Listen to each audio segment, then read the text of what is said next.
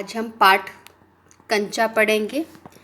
यह कहानी है और इस कहानी के लेखक श्री टी पद्मनाभन जी हैं।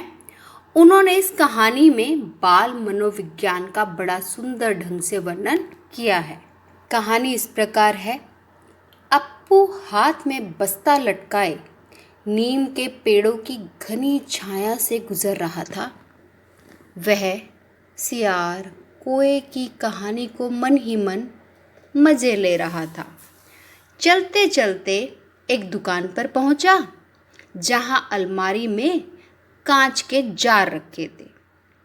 उसकी नज़र बिस्कुट चॉकलेट के जार छोड़कर उस जार पर पड़ी जिसमें कंचे थे। ये कंचे सफ़ेद गोल बड़े आंवले जैसे दिख रहे थे। आंवला एक फ्रूट होता है, उस फ्रूट के जैसे दिखाई दे रहे थे। वह कंचे के जार को देख कल्पना में खो गया, मतलब अपने ही इमेजिनेशन में वो चला गया।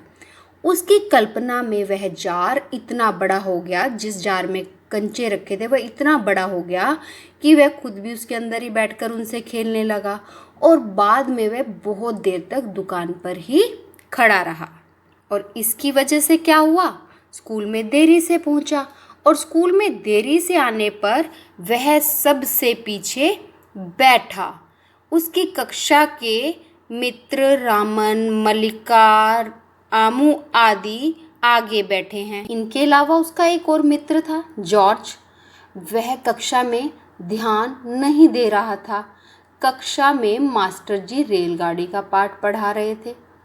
मास्टर जी बार बार अपनी बेंत माने स्टिक को मेज पर मारकर रेलगाड़ी के बारे पूछ रहे थे, किंतु अप्पू तो अपने में ही खोया था। वह तो कंचों की दुनिया में खोया हुआ था, तो उसे कुछ नहीं पता मास्टर जी क्या पढ़ा रहे हैं। अब अप्पू को तो केवल और केवल कंचों वाला जार ही दिखाई दे रहा था। वह सोच रहा था कि जॉर्ज के आने पे उसके साथ मिलकर खेलेगा। और इतनी देर में ही क्या हुआ, एक चौक का टुकड़ा आकर उसे लगा। वो चौक किसने मारा था? मास्टर जी ने। अब मास्टर जी क्या बोलते हैं, अरे तू उधर क्या कर रहा है? उसका दम घुट रहा था, बोल। वह खामोश खड़ा रहा। क्या नहीं बोलेगा? मास्टर जी ने उसे कहा। वे अप्पू के पास पहुंचे। सारी कक्षा सांस रोके हुए उसकी तरफ देख रही थी कि अब उसकी पिटाई होगी। वह कांपते हुए बोला, कंचा कंचा। वे सब सक पका गए। कक्षा में भूचाल आ गया। Stand up. अब यह सुनते ही क्या हुआ कि जो पड़ोसी कक्षा में टीचर थे वे भी दरवाजे से देख रहे थे। और फिर सबकी मिलीजुली हंसी सुनाई देने लगी। रोकने की सबने पूरी कोशिश की। वह अपना दुख रोक नहीं सका और वह रोने लगा। रोते रोते उसका दुख बढ़ता ही गया। सब उसकी तरफ देख देख कर उसकी हंसी उड़ा रहे थे, रामन, मल्लिका, सब। अब वो बेंच पर खड़े खड़े उसने सोचा, दिखा दूंगा सबको, जॉर्ज को आने दो। जॉर्ज जब आए, जॉर्ज के आने पर वह कंचे खरीदेगा। इनमें से किसी को वह खेलने नहीं बुलाएगा। कंचे को देखिए ललचाएंगे। इतना खूबसूरत कंचा है, हरी लकीर वाले सफ़ेद गोल कंचे, बड़े आंवले जैसे। अप्पू अब भी कंचों के बारे में ही सोच रहा था कि वह जॉर्ज के आने पर उसके साथ खेलेगा और वह जॉर्ज के साथ दुकानदार के पास जाएगा। मास्टर जी का घंटा समाप्त कर चले जाएंगे उनका पीरियड ओवर होते ही। अप्पू सोच रहा था कि कंचे कैसे लिए जाएं। मास्टर जी ने बच्चों से फीस भरने के लिए कहा। सब बच्चे फीस जमा कराने क्लर्क के पास चले गए। अब बच्चे तो फीस जमा करा रहे थे और अप्पू ने बेंच से उतरकर फीस भरने के लिए गया। और एक एक करके फीस जब बच्चे भर रहे थे और अधिकतर बच्चे जब फीस दे चुके थे, तो अप्पू कंचों के बारे में ही सोच रहा था। उसके मन में अभी भी लकीरों वाले काले सफ़ेद गोल कंचे घूम रहे थे। घंटी बजने पर सभी बच्चे कक्षा में आ गए। शाम को वह इधर उधर घूमता रहा।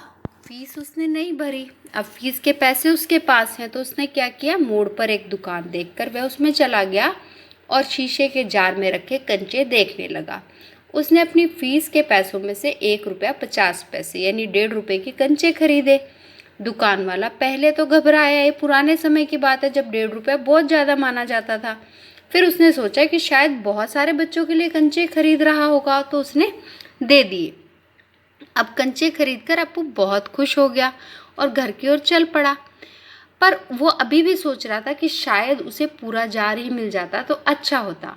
रास्ते में उसने कंचों की पोटली खोली तो सारे कंचे बिखर गए और वह उन्हें चुनने लगा।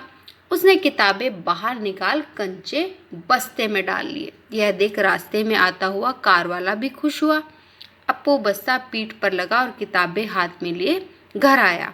वह बरामदे में स्लेट कॉपी फेंक अपनी माँ के गले लग गया। जब माँ ने बस्ते में इतने सारे कंचे देखे तो वह बहुत हैरान हुई। अप्पू ने बताया कि वह फीस के पैसों से कंचे खरीद कर लाया, उसने झूठ नहीं बोला। माँ ने कहा, अब खेलोगे किसके साथ? यह कहकर माँ रोने लगी, क्योंकि उसकी एक बहन थी बुन्नी जो इस दुनिया में नहीं रही थी। अप्पू ने बस्ते से खुश होकर आंवले जैसे सुंदर सुंदर कंचे निकाल लिए और उसकी माँ भी उसे देखकर हंस पड़ी।